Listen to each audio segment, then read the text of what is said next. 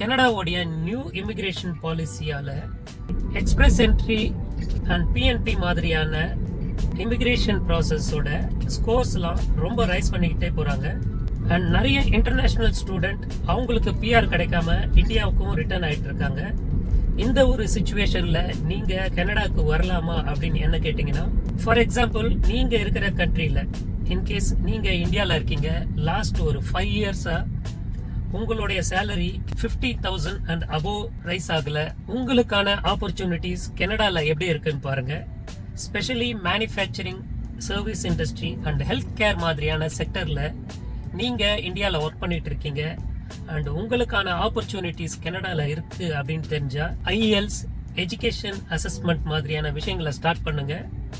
இந்த immigration policy எப்போ ஒன்னா சேஞ்ச் ஆகும். மேபி ஃபியூச்சர்ல பாயிண்ட்ஸ் ரெடியூஸ் பண்ணும்போது நீங்க உங்களுடைய ப்ரிப்பரேஷனை ப்ராப்பரா பண்ணி வச்சிருந்தீங்கன்னா அந்த மாதிரி டைம்ல ஈஸியா கனடா உள்ள என்டர் ஆகிறதுக்கான சான்சஸ் இருக்கு. இந்த மாதிரி லாஸ்ட் ஒரு 10 இயர்ஸ்ல நானே பார்த்திருக்கேன். இந்த ஸ்கோர்ஸ்லாம் திடீர்னு இன்க்ரீஸ் பண்ணுவாங்க அண்ட் நடுவுல வந்து பாத்தீங்கன்னா இங்க இருக்கிற பிசினஸ் மேன் பவர் ஷார்டேஜ் அப்படின்னு ஏதாச்சும் இஷ்யூ பண்ணாங்கன்னா கெனடியன் கவர்மெண்ட் இமிடியேட்டா அந்த ஸ்கோர் பாயிண்ட் எல்லாம் ரெடியூஸ் பண்ணி நிறைய இமிகிரண்ட்டை உள்ள எடுப்பாங்க.